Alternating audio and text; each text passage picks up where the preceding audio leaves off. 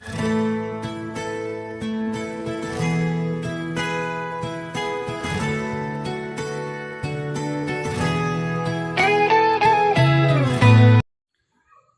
అయిన యేసుక్రీస్తు నామములో ఈ వాక్యం వింటున్న మీ అందరికీ ప్రభు పేరట వందనాలు.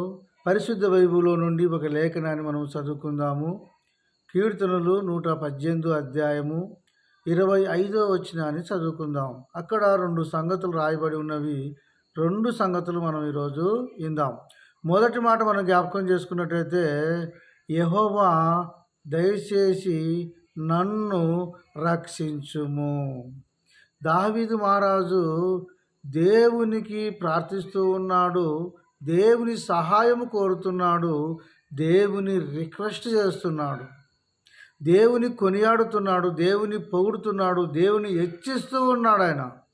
అందుకే ఆ దావీదు మహారాజు ప్రార్థించుతూ ఆయన దేవుని అడుగుతూ ఉన్నాడు, యెహోవా దయచేసి నన్ను రక్షించుము. ఆయన రక్షించే దేవుడు, ఆయన నిన్ను కాపాడే దేవుడు, నిన్ను బలపరిచే దేవుడు, నిన్ను దీవించే దేవుడు. పాపములో నుండి నిన్ను రక్షిస్తాడు, అపాయములో నుండి నిన్ను రక్షిస్తాడు, అగ్నిగుండములో నిన్ను రక్షిస్తాడు. ఆయన సమస్తము దుర్నీతిలో నుండి ఆయన నిన్ను రక్షిస్తాడు. రక్షించగల సమర్థుడు ఆయన, రక్షించే దేవుడు ఆయన, ఆయన రక్షకుడు. యేసు అనగానే రక్షకుడు కాబట్టి ఆయన రక్షించే దేవుడు. నీవు దేవుణ్ణి అడుగుతావా? దావీదు వలె నీవు కూడా దయచేసి నన్ను రక్షించుము అని నువ్వు అడుగుతావా? ఏ స్థితిలో నువ్వు ఉన్నావో, ఏ అపాయంలో నువ్వు ఉన్నావో, ఏ ఇరుకులో ఉన్నావో, ఏ ఇబ్బందిలో ఉన్నావో, ఏ పాపములో ఉన్నావో, వాటన్నిటిలో నుండి దేవుడు నిన్ను రక్షించగల సమర్థుడు. కాబట్టి దేవుడిని నువ్వు అడుగు. దేవుడు దావీదును రక్షించినట్టు నిన్ను కూడా రక్షించగల సమర్థుడు.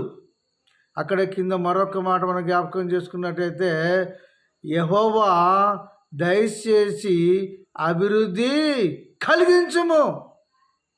దావీదు ఒకటి రక్షణ గురించి అడిగాడు, రెండోది అభివృద్ధి. అన్ని విషయాలలో అభివృద్ధి పొందాలంటే నీకు దేవుని సహాయం అవసరము. దేవుడిచ్చే ఆశీర్వాదము కంటే నీ రెక్కల కష్టం ఎక్కువ కాదు. దేవుడే నీకు ఆశీర్వాదం ఇవ్వాలి. చిన్న దాంట్లో కానీ దాంట్లో ఆశీర్వాదము కలగాలి, అది మిగలాలి. దాని ద్వారా నీ కుటుంబానికి క్షేమము కలగాలంటే దేవుని దయ ఎంతో అవసరము. దేవుని దయ లేకపోతే నువ్వు ఎంత అభివృద్ధి పొందాలని ప్రయత్నం చేసినా నువ్వు అభివృద్ధి పొందలేవు. అభివృద్ధి పొందాలంటే దేవుని సహాయము కావాలి. అందుకే దావీదు దేవుని రిక్వెస్ట్ చేస్తున్నాడు, దయచేసి అభివృద్ధి కలిగించుము అంటున్నాడు. నేను కూడా ఒకప్పుడు అభివృద్ధి పొందాలని చెప్పేసి ఎన్నో ప్రయత్నాలు చేశాను, కానీ దేంట్లో నేను అభివృద్ధి పొందలేకపోయాను. ఆటోలు పెట్టే విషయంలో కర్నూలు 12 ఆటోలు, 3 లారీలు, అలాగే ఆటోమొబైల్స్ స్పేర్ పార్ట్స్, అలాగే సీటిల్ బిజినెస్, వడ్డీల బిజినెస్, అంతేకాకుండా సినిమా రంగంలో సినిమా ప్రొడ్యూసర్గా ఎన్నో రకాలుగా అభివృద్ధి పొందాలని చెప్పేసి ఎన్నో ప్రయత్నాలు చేశాను. కానీ దేవుని ఒక ఆశీర్వాదము లేనందున నేను చాలా అభివృద్ధిలో నుండి పడిపోయానండి. ఎప్పుడైతే నా తప్పు నేను తెలుసుకున్నానో, దేవుని దగ్గర ఎప్పుడైతే నా పాపను క్షమించమని దేవుని దగ్గర అడిగానో, ఎప్పుడైతే దయచేసి నాకు అభివృద్ధి కలిగించమని దేవునికి ప్రార్థించానో, దేవుడు ఆ రోజు నుంచి నన్ను రక్షించేదే కాక అభివృద్ధిలోనికి నన్ను కలిగించాడు. అన్ని రకాలుగా అభివృద్ధిలోకి నన్ను కలిగించాడు. కాబట్టి నీవు కూడా అభివృద్ధి పొందాలంటే దేవుణ్ణి అడుగు. యెహోవా దయచేసి నాకు అభివృద్ధి కలిగించుము అని దేవుణ్ణి అడిగినట్టయితే దేవుడు నీకు గొప్పగా అభివృద్ధి నీకు కలిగిస్తాడు. వ్యాపారములు అభివృద్ధి కలిగిస్తాడు, నీ ఉద్యోగములు అభివృద్ధి కలిగిస్తాడు, నువ్వు చేసే కార్యములు అభివృద్ధి కలిగిస్తాడు, ఆత్మీయంగా నీకు అభివృద్ధి కలిగిస్తాడు. ఏమి అంతేకాకుండా ఆర్థికంగా కూడా దేవుడు నీకు అభివృద్ధి కలిగిస్తాడు. అన్ని విషయాలలో నీ కుటుంబంలో నీకు అభివృద్ధి కలిగిస్తాడు, నీ బంధువులో నీకు అభివృద్ధి కలిగిస్తాడు.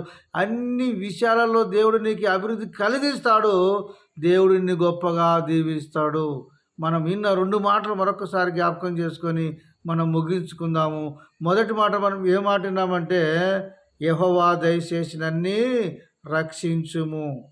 రెండో మాట మనం జ్ఞాపకం చేసుకున్నట్టయితే, యెహోవా దయచేసి అభివృద్ధి కలిగించుము.